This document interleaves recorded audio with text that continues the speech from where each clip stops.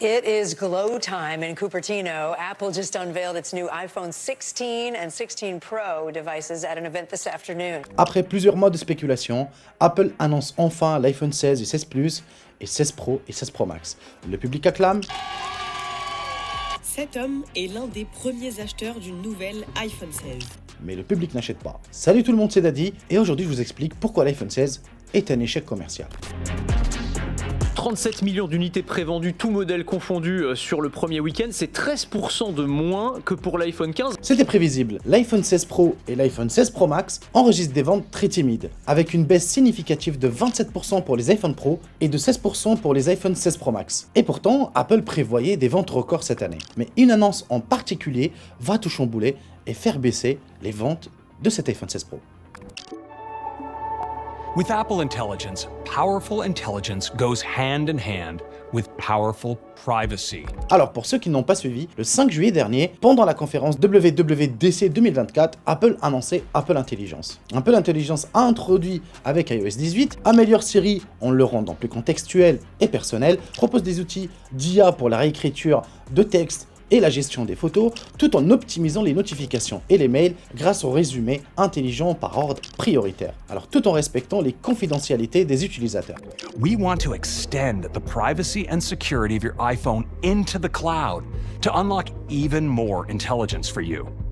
So we have created Private Cloud Compute. Avec un traitement des données directement sur l'appareil et les requêtes gourmandes seront traitées sur le cloud. Et là aussi, Apple parle du Private Cloud Compute, qui devrait aussi respecter la confidentialité des utilisateurs. Pourtant, l'iPhone 16 en est complètement dépourvu, du moins à la sortie. Sachant que c'est la nouveauté majeure d'Apple, mais pourquoi exactement? Never buy a product based on the promise of future software updates. Alors que Apple annonce que le retard est dû à cause de la réglementation européenne qui rentre en vigueur prochainement autour de l'utilisation de l'intelligence artificielle, énormément de sources fiables parlent surtout d'un retard considérable que Apple pourrait avoir dans le développement de Apple Intelligence. Bloomberg is out saying that Apple Intelligence is not quite ready and it's not going to make it in iOS 18 for September release.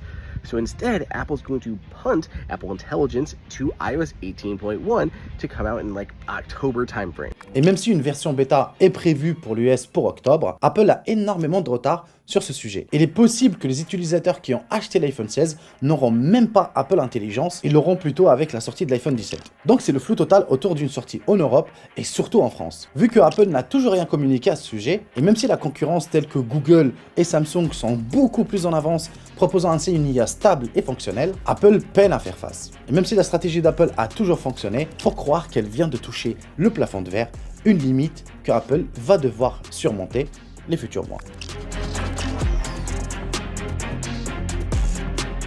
Alors cet iPhone 16 Pro, tout ce que fait l'iPhone 16 Pro Max ou l'iPhone 16 Pro le fait très bien l'iPhone 15 Pro Max et l'iPhone 15 Pro. Sauf qu'on a un écran un peu plus grand, plus lumineux, une nouvelle puce A18 Pro qui améliore la gestion de la chauffe et aussi un nouveau processeur neuronal qui booste l'expérience IA, une plus grosse batterie et un nouveau capteur super grand angle pour l'appareil photo. Bon, la plus grosse nouveauté de cet iPhone, c'est le nouveau bouton latéral Action Caméra. Alors ce bouton, il a la particularité d'être physique et tactile, que Apple n'assume pas trop en vérité. Alors en soi, c'est un excellent produit. Apple a réussi tout de même à recycler le même produit 3 ans de suite sans réelle innovation ou apporter une réelle plus-value. Dépourvu d'Apple Intelligence et d'innovation majeure, la stratégie d'Apple semble ne plus prendre chez les consommateurs. Et sincèrement, on les comprend totalement. Mais le calvaire ne s'arrête pas là.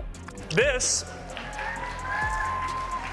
is Orion, our first fully functioning prototype, and if I do say so, the most advanced glasses the world has ever seen. A lancé Mark Zuckerberg il y a quelques jours pendant l'annonce méta sur les prototypes lunettes de réalité augmentée qu'ils ont nommé Orion. Et qui, soyons honnêtes, ridiculise Apple et son casse à 4000 €, le Vision Pro. Même si l'approche n'est pas la même, plonger dans une réalité augmentée à haute définition, des lunettes prototypes qui ne pèsent que 100 grammes, loin du casque Vision Pro qui est dans les 600-700 grammes. My God. Ah. Wow. Whoa. Well, that is insane. The weight of this is just such a game changer. Orion représente le pari de Meta d'un monde post-smartphone. Commente l'analyste Jeremy Goldman du cabinet et Mark Herter. Et je pense qu'il est vraiment là le problème d'Apple.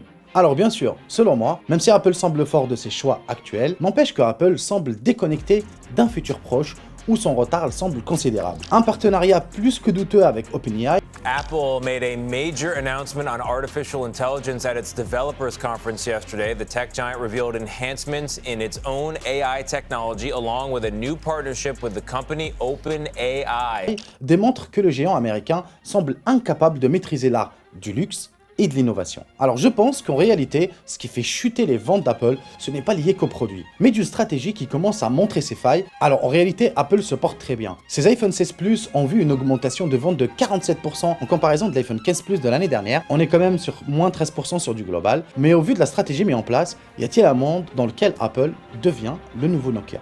J'espère bien sûr que vous avez aimé cette vidéo, n'hésitez surtout pas à me le faire savoir, pensez à liker, à vous abonner, franchement ça va m'encourager pour la suite du travail, et on se retrouve bien sûr dans une prochaine vidéo encore plus tech. À la prochaine.